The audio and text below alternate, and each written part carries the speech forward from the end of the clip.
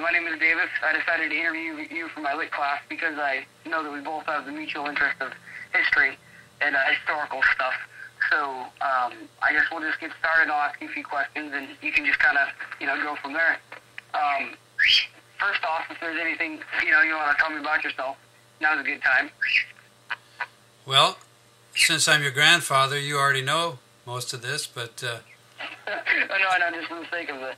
I'll just give you a little info. I was born in 1946, right after World War II, and so I'll be 65 here in about a month. And as you said, you and I both have a strong interest in history, and we've talked about a lot of that. So I'm glad you're going to do this interview. It'll be fun. All right. So do you have a favorite time period? Okay, do I have a favorite time period in history?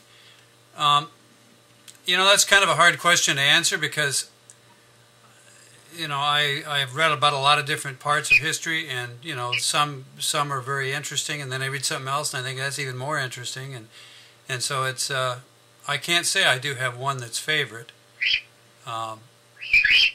Actually, all history is pretty much equally interesting. Yeah. I would have to agree with that statement. Yeah, there's a lot of things that I've read that I thought I was really into, and I did get really into it for a long time, and then I read something else that caught my eye, and it was just as interesting, if not more so. Yeah, that's how it is for me too. So, how did you come to be interested in history?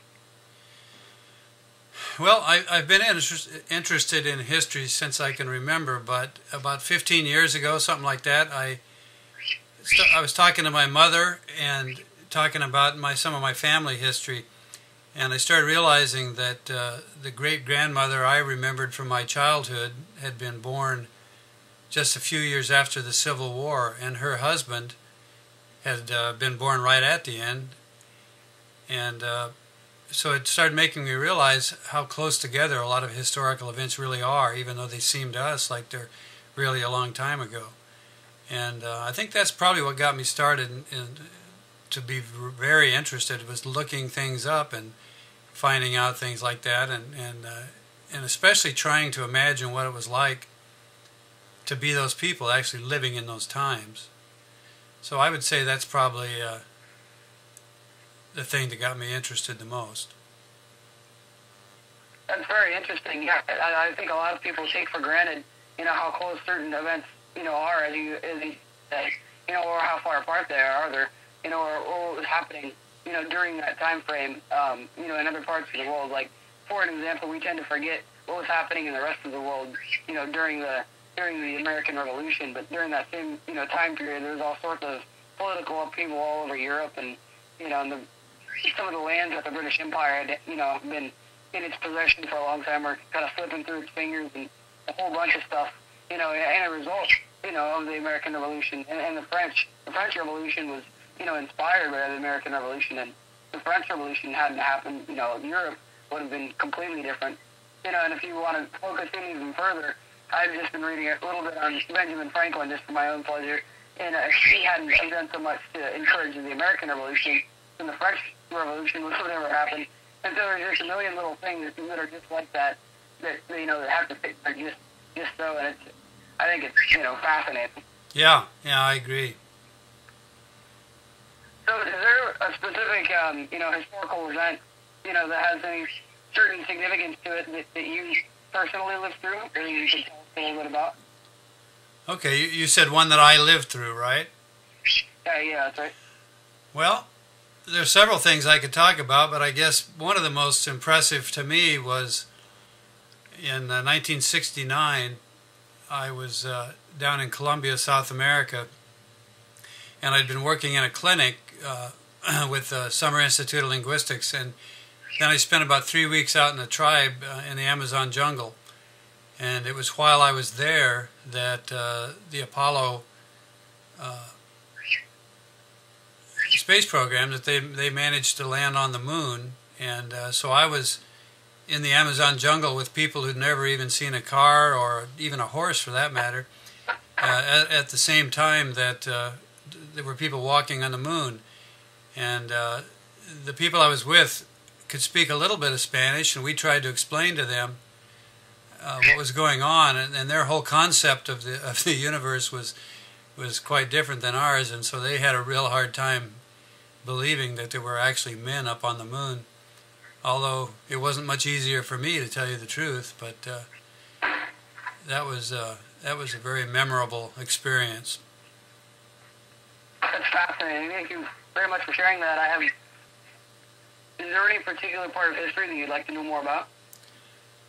Yeah, I've recently been reading about World War I, and in particular the events that led up to the war, and I've read several books on some of the main players in that.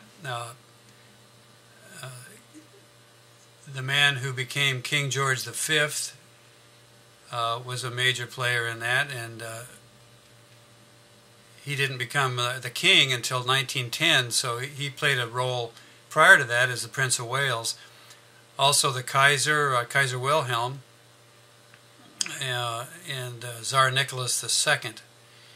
And interestingly enough, as I'm sure you know, Davis, those guys were all related, and they had a long family history. Queen Victoria was the grandmother of Kaiser Wilhelm and King George V, and related by marriage to the Tsar. And so it was an unbelievable amount of interaction there, and family feelings, and the idea that the monarchs had the divine right to rule their countries. And the Tsar, for instance, he felt like there was no living human being that could do his job, that was his God-given right. But the more I read about those guys, the more I read about, say, for instance, the Tsar, I find it amazing that they were so insulated, knew so little of the world around them, and on the one hand could seem like nice guys, but on the other hand were tyrants, and thousands of people were killed under the Tsar. So, yeah, there's a lot more about that time period that I'd be interested in knowing more about, and I plan on doing quite a bit of reading even yet. The more I read, the more I want to know.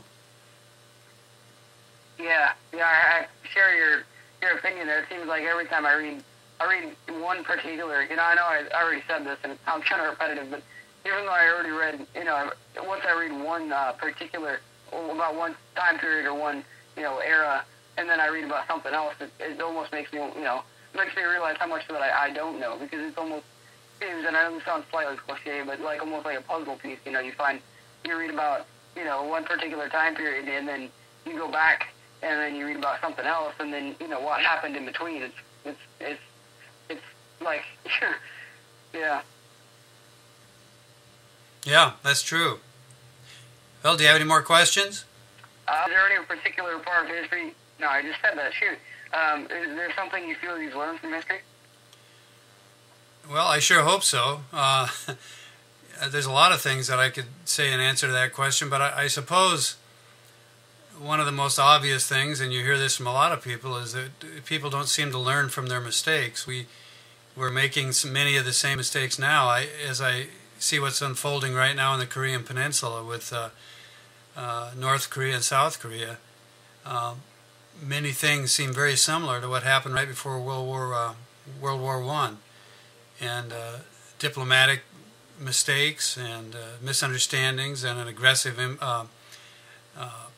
country that's separated from the rest of the world. So I'd say that probably the thing that comes to mind first is that the human race keeps making the same mistakes over and over again, and it seems to end up happening.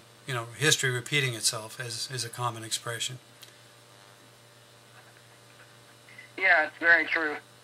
Even though that's been said so many times before by different people, it definitely doesn't change its truth. I mean, it's so true. History does repeat itself, and the old saying, you can't know where we're going until you know where you came from. It doesn't seem like that. Very many people take that. It's obviously a wise saying, but not many people, I think, really take it into account. How true it is if you really, really dug. There's so many examples of that. It's not even funny. Yeah. Well, any more questions, or is that all you had there? That was pretty much it in a nutshell. If there's anything you wanted to add, you can go ahead and add that in, and we can just go from there. All righty. Well, Thanks for talking with me, Davis. I appreciate it. Thanks for taking the time to talk with me. It's always a pleasure. All right. Well, thank you, and I'll talk to you soon. All right. Bye-bye. Bye. Hey, that was pretty darn good.